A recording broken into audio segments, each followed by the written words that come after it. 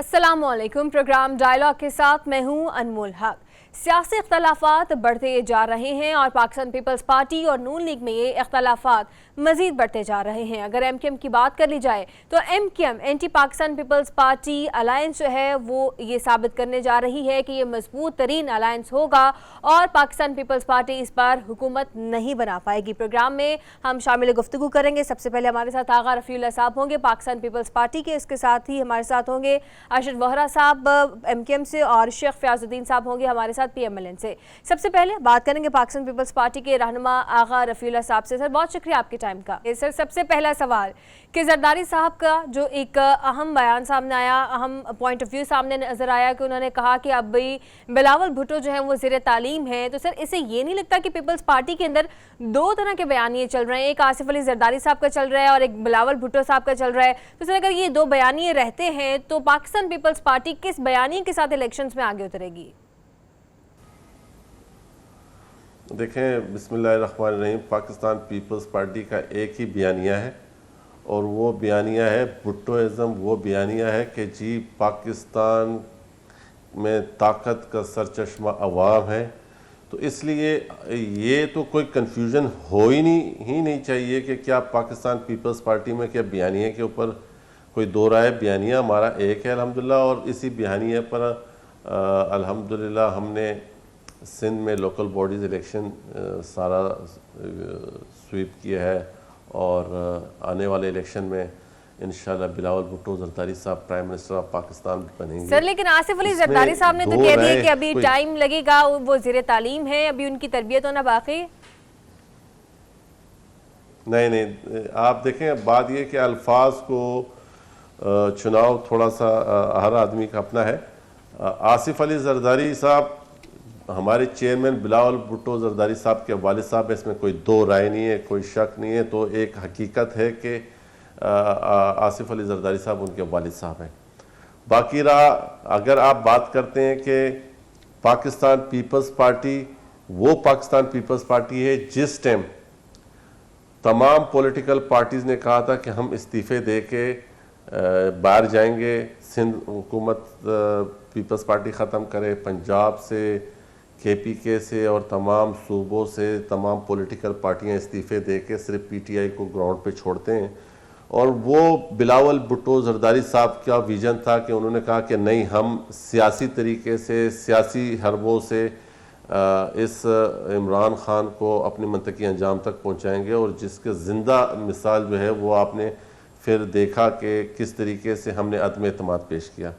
इसी तरीके से जब तमाम पॉलिटिकल पार्टी के हेड सरबराहान हलफ नहीं ले रहे थे तो उस टाइम भी यही बिलावल भुट्टो जरदारी साहब थे जिन्होंने सबको कन्विंस किया कि हमें हलफ लेना चाहिए, हमें हाउस में जाना चाहिए, असम्बलियों में जाना चाहिए, ताकि हमें वहाँ मुकाबला करना चाहिए। फिर उसके बाद वही बिलावल भुट्टो जरदारी साहब है जिन्होंने इस सारे सनेरियो को देख के ऑल पार्टीज कॉन्फ्रेंस बुलाई, जिसमें PDM की बुनियाद रखी, जिसके सरबराह आज मियाँ मोहम्मद नवाज शरीफ है।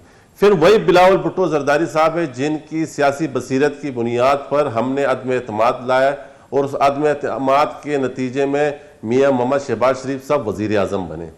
तो अल्हम्दुलिल्लाह हमारा विजन, हमारा नज़रिया और बिलावल भुट्टो जरदारी साहब की सियासत मुस्तक़िल बाकी रहा। हर गुजरता दिन हमें सिखाता है और हम पॉलिटिकल वर्कर हैं, हम इसमें कोई हार नहीं है कि हम सीखने वाले लोग हैं।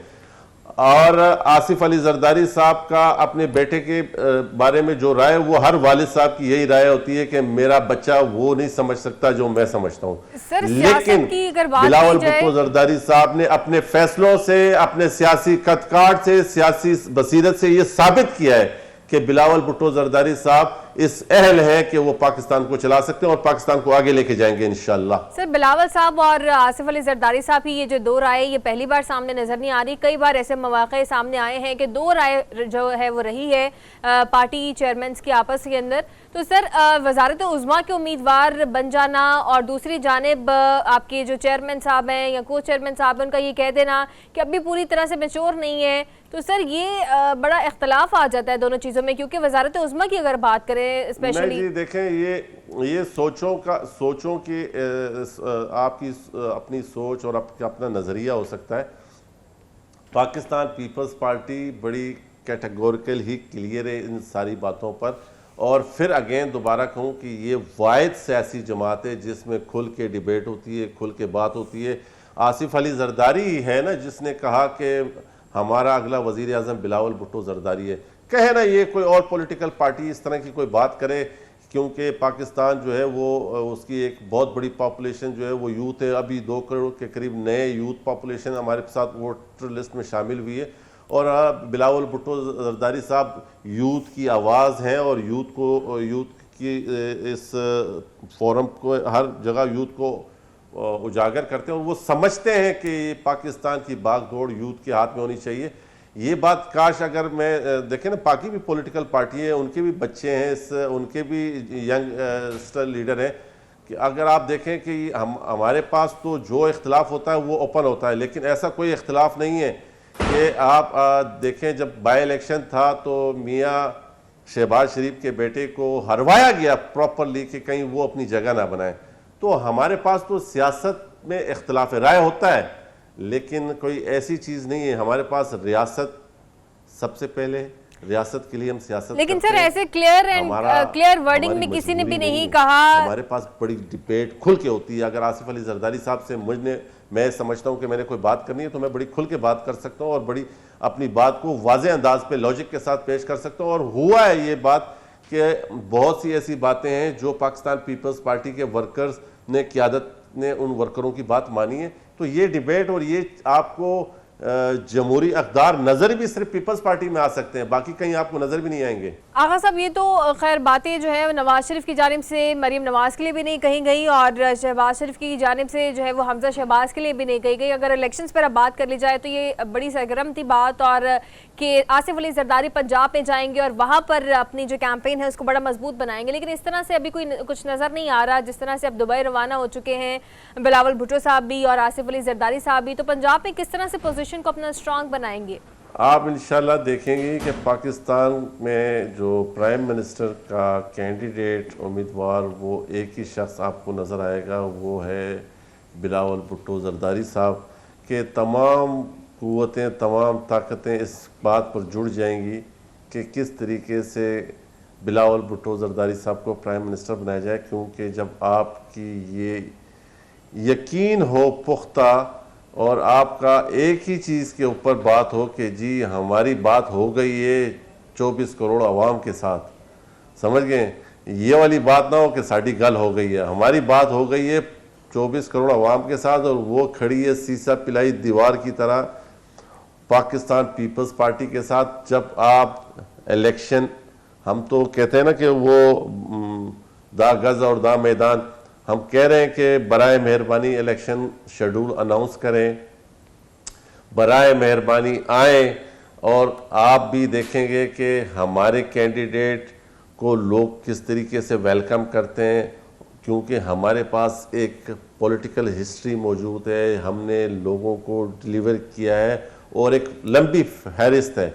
ना कि हम कभी मुल्क छोड़ के भागे, ना कभी हमने कोई पोजीशन छोड़ी है, बीमार रहे हैं, जेल में रहे, ज़ख्मी हुए, जिस हाल में रहे, और इवन यहाँ तक जब पूरी ताकतें जुड़ के कहे कि जी आपकी जान को ख़तरा है, तो इस आवाम के लिए, इस मुल्क के लिए, इस रियासत के लिए जानों का नजराना क़यादत ने, वर्करों ने, ओहदेदारों ने, मिनिस्टरों ने, MPs ने, ये हिस्ट्री पाकिस्तान में किसी पॉलिटिकल पार्टी के पास नहीं है कि क़यादत भी, वर्कर भी, ओहदेदार भी, मिनिस्टर भी, MPA भी, MNA भी शहादत, जाम शहादत नोश करके बैठे हो और काश सिर्फ और सिर्फ पाकिस्तान और पाकिस्तान की रियासत हो, ना कि कोई शख्सियत, ना कोई पर्सनैलिटी। हम समझते हैं कि ये रियासत हो तो हमारी सियासत भी होगी और इंशाअल्लाह ताला इस भुट्टोइज़्म के साथ, बिलावल भुट्टो जरदारी साहब के विजन के साथ इस मुल्क को हम आगे लेके जा सकते हैं। आगा साहब, सिंध की अगर बात कर लें तो बड़ा अलायंस बन रहा है, एंटी पाकिस्तान पीपल्स पार्टी अलायंस बन रहा है, सारी जो सियासी जमातें हैं वो मिलकर बैठ गई हैं, इलेक्शन जो है वो अब वो मिलकर लड़ेंगी, तो पाकिस्तान पीपल्स पार्टी की पोजीशन के ऊपर फर्क नहीं पड़ेगा? कोई नैरो पोजीशन नहीं होती जा रही इलेक्शंस के लिए? कतन नहीं, कतन नहीं, कतन नहीं, कतन नहीं। मैं खुशामदीद कहूँगा।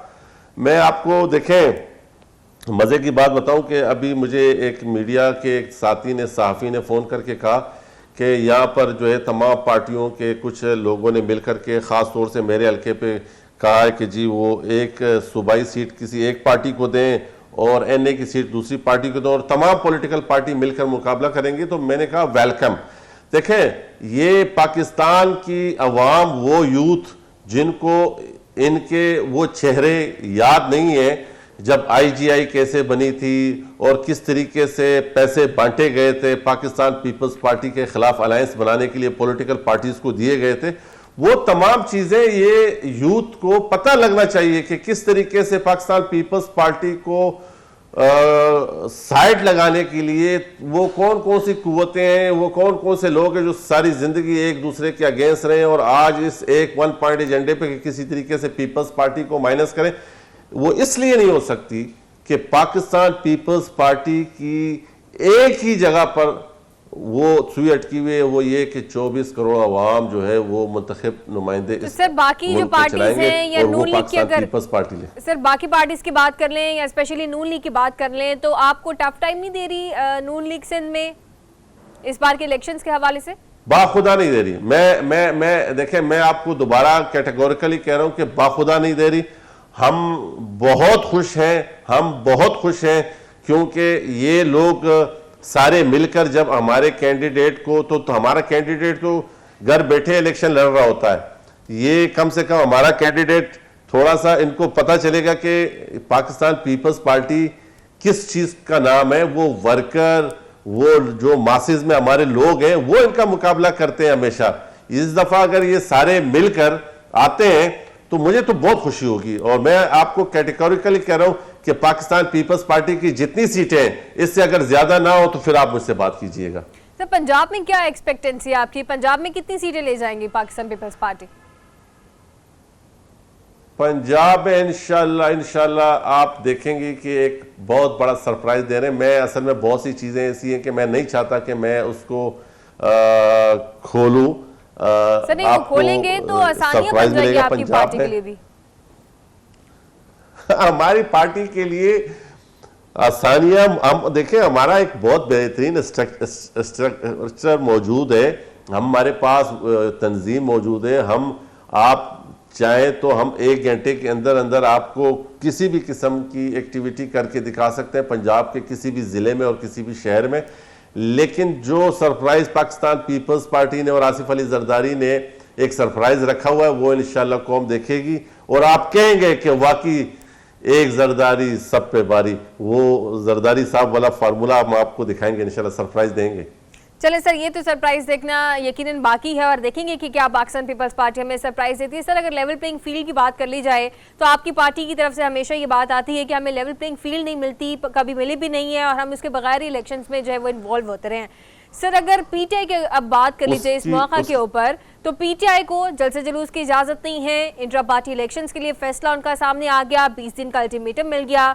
सर उस पार्टी को लेवल प्लेइंग फील्ड मिल रही है या आपकी पार्टी को नहीं मिल रही? देखें, मैं एक बात से बड़ा पाकिस्तान पीपल्स पार्टी कैटेगोरिकली वो इस चीज़ के ऊपर मौक़िफ़ रखती है कि तमाम सियासी स्टेक होल्डर्स को इक्वल फील्ड देनी चाहिए। अच्छा, दूसरी बात यह कि हर वो सियासी जमात जो पाकिस्तान के आइन के साथ खड़ी हो, पाकिस्तान के इदारों के साथ खड़ी हो, पाकिस्तान की सलामती के साथ खड़ी हो, जो जमातें पाकिस्तान की सलामती पर सौदा कर सकती है, जो शख्स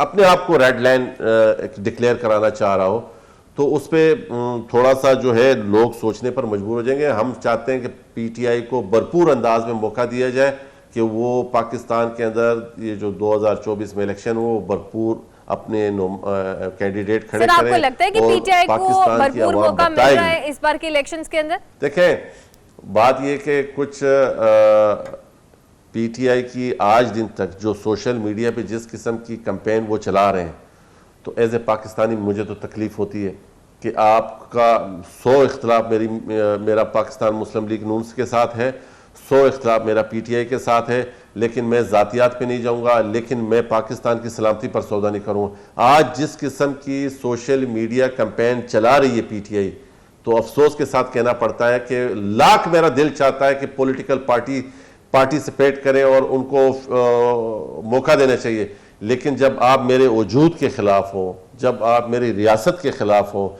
जब आप मेरे मुल्क के खिलाफ जा रहे हो, आप नहीं समझ रहे कि इस किस्म की सोशल मीडिया पे जो आप कैंपेन चला रही हैं, इससे हो सकता है कुछ जो आपके मुतालबात या कुछ आपके साथ ज्यादती हो रही, लेकिन उसका मकसद ये कतई नहीं है कि पाकिस्तान की तबाही के जिम्मेदार हम बने। उसका कतई ये नहीं है कि हम पाकिस्तान की रुसवाई का सबब बने। हमने जब बीबी शहीद की डेड बॉडी के साथ लाखों लोग रो रहे थे, लाखों लोग अपने आप को जला रहे थे, उस टाइम भी हमने कहा कि पाकिस्तान खप्पे, पाकिस्तान है तो हम हैं, लेकिन अगर रियासत के साथ खेलेंगे तो माजरत के साथ फिर किसी को कोई यकीनन पाकिस्तान है तो हम। शुक्रिया। पाकिस्तान पीपल्स पार्टी के रहनुमा आगा रफीउल्लाह साहब हमारे साथ मौजूद थे, बहुत शुक्रिया आपके टाइम का। गुफ्तगू का सिलसिला जारी रहेगा, यहाँ वक्त एक ब्रेक का, हमारे साथ रहेगा।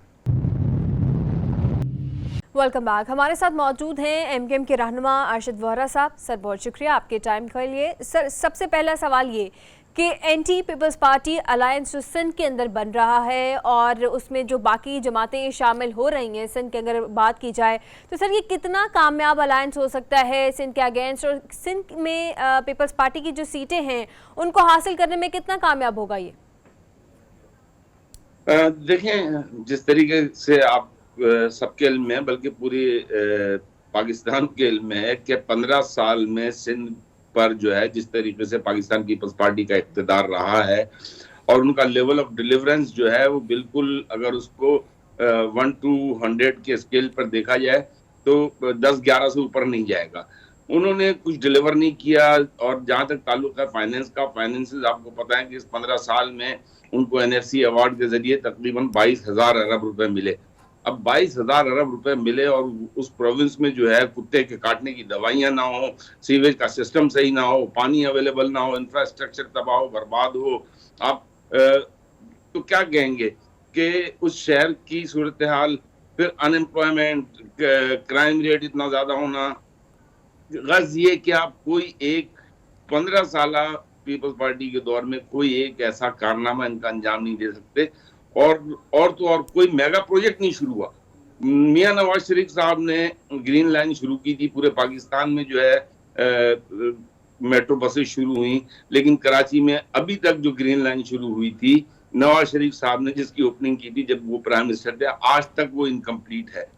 K4 जो है मुस्तफा कमाल के जमाने में प्रोजेक्ट जो है वो मटेरियलाइज हुआ था, उसको कंप्लीट होना था अगले 5 सालों में, आज तक वो इनकम्प्लीट है।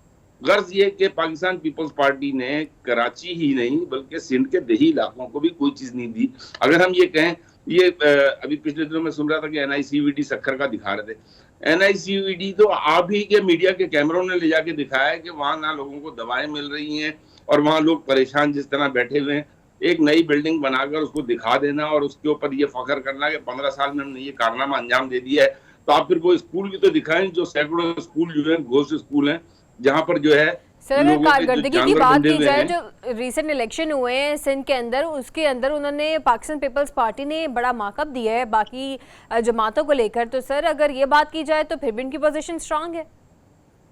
बिल्कुल, अगर आप ये समझती हैं कि 5-7% वोटिंग पर, और खास तौर पर जिस तरीके से अंदरूनी सिंध में इलेक्शन हुए थे, जो मीडिया ने दिखाया था कि जहां पे पुलिस स्टेशन के अंदर पुलिस वाले जो हैं वो बैलेट पेपर पर स्टैंप लगा रहे हैं, सरकारी अफसर और सरकारी इमारतें दिखाई गई जहां पे कि सरकारी अफसर बैलेट पेपर पर स्टैंप लगा रहे हैं। एक कमरा दिखाया गया जिस कमरे में, ये सारी वीडियोस वायरल हुई है ना। सर आप क्या समझते हैं वो इलेक्शन फ्री एंड फेयर नहीं थे जो हुए? जो है वो बैलेट पेपर पर स्टैंपिंग कर रहे हैं। तो ये 15 साल में पीपल्स पार्टी ने जो है ब्यूरोक्रेसी को सारे लोग अपने अपॉइंट किए, लाखों नौकरियां जो दी वो सारी अपने लोगों को दी, बल्कि बेची नौकरियां उन्होंने। और उसके बावजूद जो है ये इस इलेक्शन में जो टर्न आउट हुआ था, खास तौर पर आप कराची का टर्न आउट देखें तो कराची में जहां पर हम लोग इलेक्शन जब बल्दियात के लड़ते थे तो 35,000, 40,000, 50,000 वोट होते थे। यहाँ ये 2-2 हजार वोट लेकर जो है 200, 500 वोट लेकर जो है लोग जीते हैं। तो इन इलेक्शन को तो इलेक्शन कहना बेकार है। और खास तौर पर उस इलेक्शन में जिसमें कि आपने इलेक्शन से पहले कह दिया कि हाँ बल्दियाती हल्काबंदी जो है वो हमने कैंसिल कर दी है, हम उसको ठीक कर रहे हैं। आपने इंतखाबात करवा दिए, इंतखाबात करवाने के 3 हफ्ते बाद आप नोटिफिकेशन दे रहे हैं कि कराची की 53 यूनियन काउंसिल हमने कम गिनी। 53 यूनियन काउंसिल का मतलब ये होता है कि कम से कम एक शहर जो फैसलाबाद या गुजरांवाला या मुल्तान जितना शहर जिनकी यूनियन काउंसिल इतनी होती हैं। तो आपने इतने कराची की यूनियन काउंसिल्स कम करके जो इलेक्शन करवाए, अब हम ये समझते हैं कि नल एंड वॉइड होने चाहिए। इसमें कराची की आवाम की प्रॉपर रिप्रेजेंटेशन नहीं है। ठीक है सर, बात कर ली जाए जो आपकी पार्टी ने एक point of view Noon league के सामने रखा है कि जो रिवायती सीट एडजस्टमेंट है उसे इनकार कर दिया है और अपनी जो है वो कुछ सीटों को फिक्स आउट कर लिया है। तो सर क्या नून लीग ने ये तमाम ये जो आपने रोड मैप रखा सीट एडजस्टमेंट के हवाले से उसे एक्सेप्ट कर लिया है? और नून लीग का दूसरी जानिब अगर देखा जाए तो उन्होंने आपसे क्या कह लें कि रखी है रिक्वायरमेंट्स अपने लिए? देखिए, हमने चाहे वो नून लीग हो चाहे कोई और जमात हो, ठीक है, हमने सिर्फ एक ही डिमांड रखी है। हमारी डिमांड ये है कि आप कॉन्स्टिट्यूशनल अमेंडमेंट लेके आएंगे। जो केस मुत्तहिदा कौमी मूवमेंट ने सुप्रीम कोर्ट में जीता, जस्टिस गुलजार उसका आखिरी दिन फैसला करके गए कि आर्टिकल 140A का जो है वो A to Z, जिस तरीके से हमने केस लड़ा था, जो हमारी प्ली थी, उसको उन्होंने वो फैसला दिया, लेकिन सिंध गवर्नमेंट ने उस पर अमल नहीं किया। उसका एक ही हल रह गया है और उसका मकसद ये है, वो मकसद सिर्फ जो है कराची की आवाम के लिए नहीं है, पूरे पाकिस्तान की आवाम के लिए है कि आर्टिकल 140A डिफाइन हो जाए। NFC अवार्ड जब मिलता है, मैंने आपको अभी बताया कि 15 साल में पीपल्स पार्टी को 22,000 अरब रुपए मिले। अब अगर उसका मालिक कौन है? वजीर आला। वजीर आला के हाथ में है कि वो किसको प्रोजेक्ट देता है, किसको नहीं देता, या जो कुछ भी हुआ है वो सबके इल्म में है। तो हमारा ये कहना है कि यूनियन आपका जो है डिस्ट्रिक्ट लेवल पर, तहसील लेवल पर, डिवीजन लेवल पर, टाउन लेवल पर और फिर उसके बाद यूनियन काउंसिल लेवल पर उसी फंड्स का PFC के जरिए, प्रोविंशियल फाइनेंस कमीशन के जरिए उसका ट्रिकल डाउन इफेक्ट आना चाहिए। तभी जाके गली मोहल्ले के लोग अपने इलाके के यूसी का जो चेयरमैन होगा उससे कहेंगे कि ये गटर का ढक्कन नहीं है, ये जो है सड़क खराब है, यहाँ से पानी, गटर का पानी आ रहा है, यहाँ पानी नहीं आ रहा। अपने सिविक इश्यूज को जो है वो अपने जो उनकी अप्रोच में, उनकी अप्रोच में कौन शख्स है, उनकी अप्रोच में CM नहीं है। आज देखें, आज भी जो है एक बच्चा गटर के नाले में, गटर सर में आपकी बातें बिल्कुल ठीक है, लेकिन सर सवाल ये है कि जो सीट एडजस्टमेंट की रिक्वायरमेंट्स आपने रखी हैं नून लीग के सामने, क्या नून लीग ने उन्हें कबूल कर लिया? और नून लीग क्या डिमांड्स है आपसे सीट एडजस्टमेंट के हवाले से? देखिए अनमोल, अभी तो हमने ये डिस्कस ही नहीं किया ना। ये seat adjustment is not our issue. Our major issue is कि हम ये चाह रहे हैं कि जो पार्टी भी हमसे मुआहिदा करे वो हमारे साथ ये वादा करे कि हुकूमत में आने के बाद ये कॉन्स्टिट्यूशनल अमेंडमेंट, सर हैदराबाद में जो नेशनल असेंबली है उसकी 2 सीटों के ऊपर आपकी पार्टी ने जोर दिया है। ये एनपीएम की फायदे के लिए नहीं है, ये पूरे पाकिस्तान की आवाम के फायदे के लिए। सर हैदराबाद की नेशनल असेंबली की जो 2 सीटें हैं उस पर MKM ने जोर दिया है कि हमारे उम्मीदवार होंगे। जो बाकी हल्के हैं मीरपुर खास, नवाबशाह, सखर के, वहां पर भी जो है वो एक खास क्राइटेरिया सेटअप किया गया है। सर ये अभी तक अप्रूव हो गया है नून लीग की जानिब से? देखें, अभी मीटिंग्स हमारी सिर्फ एक ही मीटिंग हुई है, ठीक है ना। जो हमारी कमेटीज बनी उन कमेटी की एक ही मीटिंग हुई है और ये चीजें डेफिनेटली ज़ेर गौर हैं। और आपको पता है कि अंदरून सिंध में जो है वो हमारा भी वोट बैंक है, PMLN का भी है, तो कहीं हमें भी सेक्रीफाइस करना होगा, कहीं उन्हें भी सेक्रीफाइस करना होगा। अगर हमारा जो टारगेट है वो टारगेट ये है कि किसी तरीके से सिंध की आवाम को पीपल्स पार्टी के जुल्म और जबर से निजात दिलाई जाए, जिसके लिए अब ANP भी तैयार है। लेकिन ये सारी जमातें तैयार क्यों हैं? तो ये सारी जमातें इसलिए तैयार हैं कि पीपल्स पार्टी ने अपनी डिक्टेटरशिप मचाई हुई है, पीपल्स पार्टी ने अपनी रियाया बनाया हुआ है सूबे को, पीपल्स पार्टी ने उस रियाया को गुलाम बना के रखा हुआ है। यहाँ पर मैंने आपसे अर्ज किया कि देखिए वो कोई एक अच्छा काम नहीं गिनवा सकते, कोई एक मेगा प्रोजेक्ट नहीं गिनवा सकते जो उन्होंने किया हो। वो रह दे के जो है वो 1-2 अस्पतालों की बातें करते हैं, लेकिन उन अस्पतालों में भी जो फंडिंग आई है वो फंडिंग जो है प्राइवेट लोगों ने की है, वो पब्लिक प्राइवेट पार्टनरशिप के तहत वो काम हुए हैं। वो काम सिंध गवर्नमेंट के जो है अकेले ने नहीं किए हैं, उन्होंने पब्लिक प्राइवेट पार्टनरशिप में ये काम किए हैं। और अब मैं आपको बताऊं, देखें अभी सिंध गवर्नमेंट को जो है वर्ल्ड बैंक ने तकरीबन $1 बिलियन से ज्यादा, तकरीबन 550 अरब रुपए दिए हैं। अच्छा, किस लिए दिए हैं? वो इसलिए दिए हैं कि सैलाब मुतासरीन को 21 लाख घर बना के देने हैं।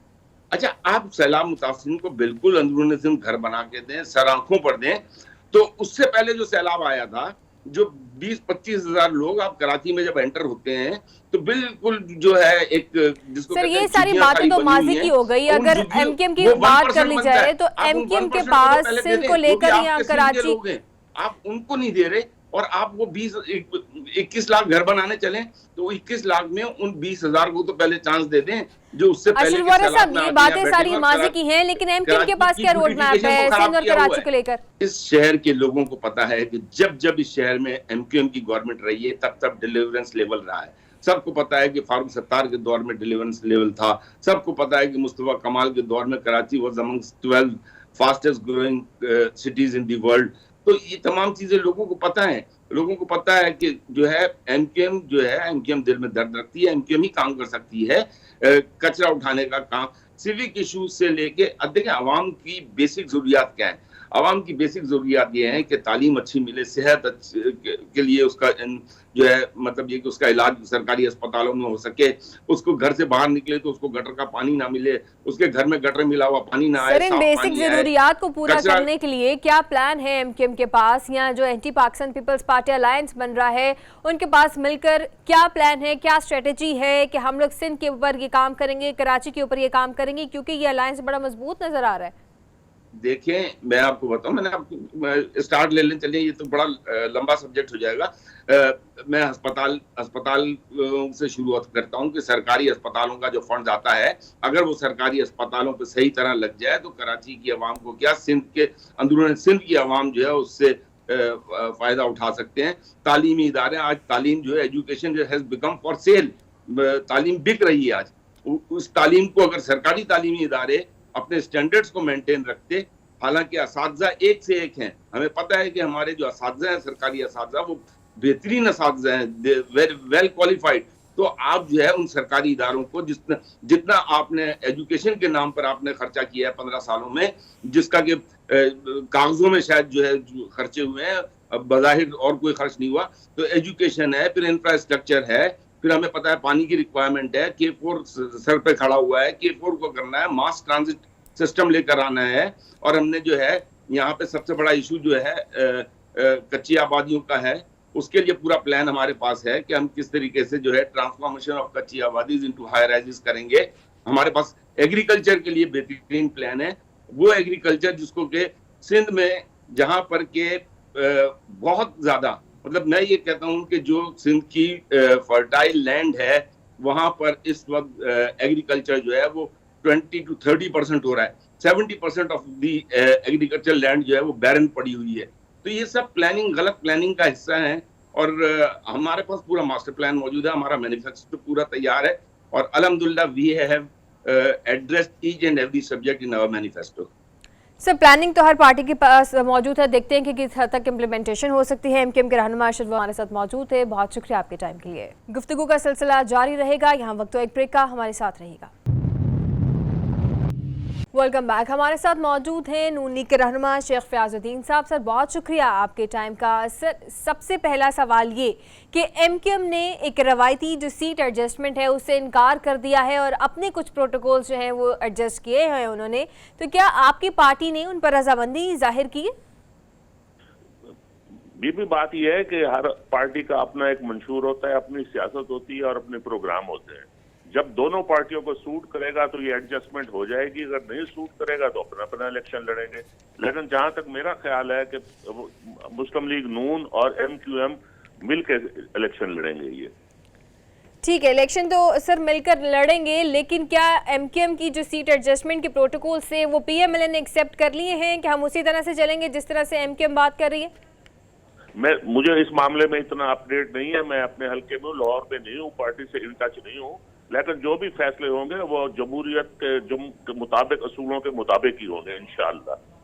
सर नवाज शरीफ ने एक रिसेंटली एक बात कही है, उन्होंने कहा कि चेयरमैन पीटीआई को लाने वाले जो है वो खुद भी उतने ही जिम्मेदार हैं। अभी तक एंटी इस्टेब्लिशमेंट का मौक़िफ़ सामने नजर आ रहा है नवाज शरीफ की जानिब से, क्या वो इस पर रिटेन किए हुए हैं? बात यह है कि नवाज शरीफ साहब हमेशा असूल की बात करते हैं। वो ये कहते हैं कि जो इमरान खान जितना कसूरवार है उतना उनको लाने वाले भी कसूरवार है। लेकिन सबसे पहली जो हमारी प्रायोरिटी है वो मुल्क को, माशियत को बहाल करना, इंतकाम की सियासत लेना नहीं है। सबसे पहले जो मुस्लिम लीग नून चाहती है वो ये चाहती है कि मुल्क को तरक्की के उस ट्रैक पे दोबारा लाया जाए जो 2018 में। सर ये बयानिया तो एंटी एस्टेब्लिशमेंट अभी भी लग रहा है ना, जो नवाज शरीफ साहब ने कहा है। बात यह है कि एस्टेब्लिशमेंट वैसे ही पॉलिटिकल हो चुकी है, उम्मीद है कि वो सियासत में दखल नहीं देगी, लेकिन जिन्होंने माजी में सियासत में दखल दिया है और इमरान खान को लाए हैं वो यकीनन उतने ही कसूरवार हैं जितना इमरान खान है, और वक्त आएगा तो उनका भी एहतसाब किया जाएगा। लेकिन प्रायोरिटी हमारी ये है कि मुल्क को जमहूरियत के राह पे चलाया जाए, इलेक्शन को पुरअमन और गैर जानबदार तरीके से इलेक्शन हो जाए और जो भी पार्टी हुकूमत में आए वो अपने मंशूर के मुताबिक। फयाजुद्दीन साहब, ये तो यकीनन उम्मीद की जा रही है, लेकिन जो बयानिया सामने नजर आ रहा है नवाज शरीफ की जानिब से वो अभी भी एंटी एस्टैब्लिशमेंट है। अगर रिसेंटली उन्होंने ये बात कही है तो क्या वो इसके ऊपर अभी भी डटे हुए हैं एंटी एस्टैब्लिशमेंट मौक़िफ़ के साथ? बीबी, आपका क्या ख्याल है कि नवाज शरीफ साहब ने कोई गलत बात की है? लेकिन उन्होंने ये भी कहा है कि मैंने अपना इंसाफ अल्लाह पे छोड़ दिया है। आपको याद होगा कि जब वो पाकिस्तान तशरीफ ला रहे थे तो उन्होंने ये कहा था कि मैंने अपना मामला अल्लाह पे छोड़ दिया है। हमारी मुस्लिम लीग की जो सबसे पहली बुनियादी तरजीह है वो मुल्क को तरक्की की राह पे गामजन करना है, ना कि दंगा फसाद या इंतकाम की सियासत करना है। ऐसा बिल्कुल नहीं है। वक्त के साथ साथ जो हुकूमत आएगी वो कानून के मुताबिक अपना रास्ता लेगी। सर यकीनन मुल्क की तरक्की बड़ी अहम ज़रूरत है, तो सर ये जो पीडीएम की गवर्नमेंट गुजरी है उसमें अगर देखा जाए तो बहुत अच्छा प्रोग्रेसिव टाइम पीरियड नहीं रहा। सर उसके हवाले से क्या कहेंगे? तब मुल्क की तरक्की जो थी उसको कंटिन्यू रखना चाहिए था, तब क्यों नहीं अमल जो है उसको रखा गया? मैं अर्ज करता हूं कि हमारा जब हम पीडीएम की हुकूमत बनी थी तो पूरी दुनिया के तमाम इदारे बमाए सियासतदान, बमाए इमरान खान साहब और उनकी पार्टी ये कह रही थी कि मुल्क अगले हफ्ते डिफॉल्ट हो जाएगा। हमारा सबसे बुनियादी मकसद ये था कि मुल्क को डिफॉल्ट से बचाना और साथ साथ वो हमारे दोस्त ममालिक जिनसे ताल्लुकात तहरीक इंसाफ की हुकूमत से खराब कर दिए थे उनसे दोबारा ताल्लुकात की बहाली है। उसमें सऊदी अरब भी शामिल था, उसमें तुर्की भी शामिल था, उसमें यूएई भी शामिल था और वो कतर भी शामिल था। वो तमाम दोस्त ममालिक जो हमसे नाराज हो गए थे हमने उनसे दोबारा ताल्लुकात बहाल किए और आपने देखा होगा कि IMF का जो शराइत थी उनको पूरा करने में हमारे इन दोस्त ममालिक ने हमारी पूरी मदद की। $2 अरब आपको याद है कि सऊदी अरब ने हमें डिपॉजिट दिए, इसी तरह कतर ने $1 अरब दिया, यूएई ने दिया। ये सब मिलके उन्होंने हमें इस मुश्किल से निकाला। सर इन तमाम तर चीजों के अंदर फॉरेन मिनिस्टर का भी बड़ा किरदार अहम रहता है, तो क्या लगता है आपको कि पाकिस्तान पीपल्स पार्टी के जो चेयरमैन हैं बिलावल भुट्टो वो फॉरेन मिनिस्टर थे आपकी 16 माह की पीडीएम गवर्नमेंट के अंदर, तो उनका रोल तो यकीनन है सर, फिर इसमें उसको डिनाई तो नहीं कर सकती PMLN? जी, अगर कुछ अच्छा किया है तो पीडीएम की हुकूमत तमाम जो पार्टियां हैं उसमें शामिल है, अगर कुछ बुरा है तो वो भी उसमें सब शामिल है। मैं समझता हूं कि ये सबका मिलजुल कर सबने इस मुल्क को इस दलदल से निकाला है जिसमें हम फंस गए थे। इसमें तमाम वो पार्टियां जो कि पीडीएम का हिस्सा थी उन्होंने नून लीग से ताउन किया था और उनकी पॉलिसियों को सराहा था।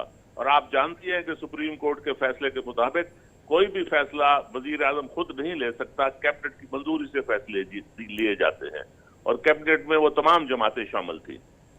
सर अगर इलेक्शंस के ऊपर बात कर ली जाए तो इलेक्शंस के हवाले से जो बाकी जमातें हैं उनका ये मौक़िफ़ सामने आ रहा है कि आपकी जमात को बड़ी फेवर मिल रही है। अगर नवाज शरीफ की केसेस की बात कर ली जाए, उनकी बेल की बात कर ली जाए, बाकी सारी चीज़ों की बात कर ली जाए तो बड़ा एक क्लियर और कह लें कि एक हमें ट्रांसपेरेंट सा पाथवे नज़र आ रहा है। सर क्या कहेंगे इसके ऊपर? नहीं तो क्या बाकी पार्टियां ये चाहती हैं कि नवाज शरीफ साहब को झूठे मुकदमों में जेल में डाल दिया जाए? वो ये चाहते हैं? अगर वो ये चाहते हैं तो ऐसा नहीं होगा। वो दौर चला गया जब नवाज शरीफ साहब को झूठे मुकदमों में न सिर्फ इन्वॉल्व किया गया बल्कि उनको और उनकी साहबजादी दोनों को और हमारे जो सदर है पाकिस्तान मुस्लिम लीग के शहबाज शरीफ साहब उनको जेलों में डाला गया। लेकिन अब वो वक्त नहीं है, अदलिया आजाद है। अगर किसी को कोई इतराज है उनके फैसलों पे तो अपील का हक सबको महफूज है। हाई कोर्ट के फैसलों के खिलाफ सुप्रीम कोर्ट में अपील हो सकती है, सुप्रीम कोर्ट के फैसले के खिलाफ इंट्रा कोर्ट अपील भी हो सकती है और उसका रेफरेंस भी दोबारा नजरसानी भी हो सकती है और अपील भी हो सकती है। अगर किसी को किसी फैसले पे इतराज है तो अदालतें खुली है। लेकिन अगर कोई ये चाहे कि हमें मुस्लिम लीग को जेल में डाल के 2018 की तरह इलेक्शन किया जाए तो ये नहीं होगा इंशाअल्लाह। फ़याज़ुद्दीन साहब, एक वो टाइम जब एक वो पार्टी जिसको जलसा जुलूस करने की भी इजाज़त नहीं मिल रही, जिसको जो है वो इंट्रा पार्टी इलेक्शन दोबारा करने का कह दिया, वो भी 20 दिन के अंदर, जो कि इम्पॉसिबल सा लगता है, और दूसरी पार्टी जिसे हर चीज़ की इजाज़त मिल रही है, इलेक्शन में भरपूर तरीके हिस्सा लिया जा रहा है, तमाम तर केसेस जो हैं उनमें आसानियाँ पैदा की जा रही हैं, तो आपको नहीं लगता कि PTI के लिए फ्री एंड फेयर इलेक्शन लड़ने का जो मौका है वो उनसे छीन लिया जा रहा है? बीवी PTI के लिए कोई ऐसी कदगन नहीं है, न किसी और जमात के लिए है। हाँ, वो लोग जो 9 मई के वाकयात में मुलव्वस हैं, जिन्होंने मुल्क के कौमी इदारों पे, दिफाई इदारों पे हमले किए हैं, जिन्होंने कोर कमांडर के घर में घुस के आग लगाई है, जिन्होंने GHQ पे पेट्रोल पंप फेंके हैं, जिन्होंने मियाँ वाली एयर बेस पे हमला करने की कोशिश की है, जिन्होंने अस्करी टावर को जलाया है, अगर वो सियासत में हिस्सा लेंगे तो फिर शुरफा कैसे सियासत कर सकते हैं? बात यह है कि किसी सियासी जमात के लिए कोई कदगन नहीं है, लेकिन किसी सियासी जमात को यह भी इजाजत नहीं है कि वो मुल्क के दिफाई इदारों पे हमला करे। अगर कोई हमला करेगा तो वो उसको जवाब कानून देगा। PMLN रहनुमा शेख फ़याज़ुद्दीन साहब हमारे साथ मौजूद थे। बहुत शुक्रिया सर आपके टाइम का, शुक्रिया। और पाकिस्तान पीपल्स पार्टी पंजाब में अहम सरप्राइज देने की बातें कर रही है। दूसरी जानिब पाकिस्तान मुस्लिम लीग नवाज और दीगर जमातें सियासी जोड़ तोड़ में मसरूफ़ अमल हैं। प्रोग्राम डायलॉग के साथ आज के लिए इतना ही। अपना बहुत सा ख्याल रखिए। अल्लाह हाफ़िज़।